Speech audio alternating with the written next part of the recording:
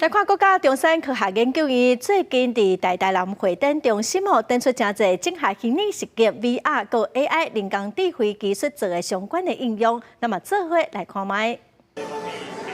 无论是实际体验操作飞行机，或者是使战斗机器甲敌人结落来，也阁会当结合科技来体验在地上工丁文化。只要民众挂 VR 的目镜，就会当来感受美术实景的模拟系统。这是感应那个里面锁的位置，然后会有一些就是它可以感受它的那个握感跟重力，这样就你抓东西它会有一些重力的感觉。平常一般人根本没有机会开到飞机，然后坐在这个上面，真的有那种就是在飞机上，然后再打那种空战的感觉。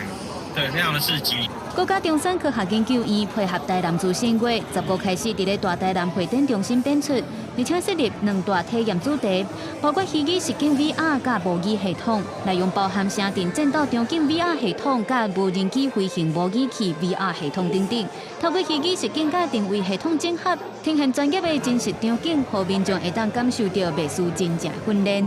我们院里面。 在做无人机，尤其是攻击型无人机，我们的能量是非常高的。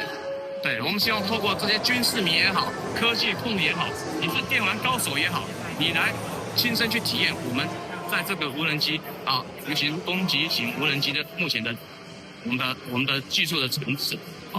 其实对国防自主要有信心啦。 中科院对1993年完成第一套建国号战机模拟器以来，高达已经成功开发出各种的武器模拟系统，包括陆海空各种的载具，也有轻兵器、射击等等超过240套模拟训练系统。这几年佮扩大到医疗、无人机，也有铁路运输模拟系统等等，研究成果相当丰富多元。记者综合报道。